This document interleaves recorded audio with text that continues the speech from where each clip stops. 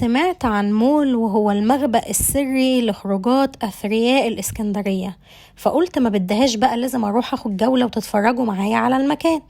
المهم أول ما دخلت حسيت إن الجو مشدود قوي والناس هناك عجيبة جدا، لدرجة إنك وإنت داخل تحس إنك داخل مكان سري فعلا، والكل بيبص عليك أكنك غريب عن المكان. يعني الشعور كده إيه بالشلالية زي ما بيقولوا شلل يعني. ده أقرب وصف. المهم لقيت محلات كتيرة جدا هناك، براندات تقيلة بقى زي سي كي وبولو وماركات تانية كتير ما بلاقيهاش في معظم المولات الفخمة اللي في زايد والتجمع وكده. المهم إيه، وأنا بصور كده لقيت موقف غريب جدا. لقيتهم موقفين جروب كده بنات وطلبوا منهم إن ممنوع التصوير وآخرهم سيلفي فقط. متخيلين اللي هو مثلا ما ينفعش ان هم يتصوروا وليهم خلفية، الخلفية بتاعت الصورة تكون المول مثلا. فحاجة غريبة جدا، يعني اول مرة اشوف مول بيمنع اي نوع من انواع التصوير غير السيلفي فقط. فاللي هو حاجة عجيبة جدا.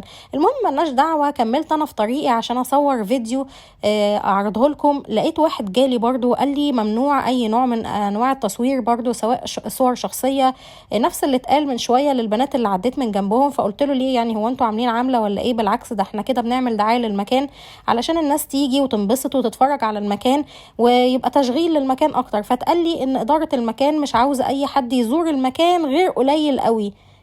فاللي هو حاجة عجيبة جدا يعني. وانتوا عاملين عاملة ولا ايه يا جماعة؟ يعني مش عايزين حد يجي يزور المكان؟ حاجة عجيبة جدا بجد، درجة فعلا المكان فاضي قوي يعني. المهم بقى ان هما لما يلاقوني كده ايه شدة شوية في الكلام معاهم، المهم سمحوا لي بالتصوير الحبة دول، يعني حوالي مثلا دقيقتين او 3 بالكتير اللي انا بصوره لكم دلوقتي.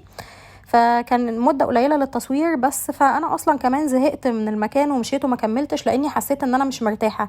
عارف احساس ان وانت قاعد في مكان كده قاعد متراقب والكل بيبص عليك؟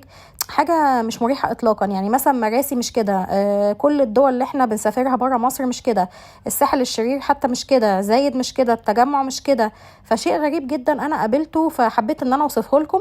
المهم ان انا حبيت اوريكم المخبأ السري لاثرياء الاسكندرية للخروج والفسح. لو حابين انتوا بقى تروحوا وتاخدوا الريسك كده وتجربوا المكان وتشوفوه، يبقى افضل يعني. لان انا فعلا ما حبيتش ان انا اكمل الفيديو اطلاقا، وما عجبنيش اصلا الوضع ولا سيستم المكان هناك. فبالنسبه لي ما كانش مكان مريح خالص. لكن انتوا ممكن برضو تروحوا تتفرجوا على المكان، جايز يعجبكم وتقعدوا هناك. ميرسي جدا ليكم، اشوفكم في فيديو جديد. باي باي.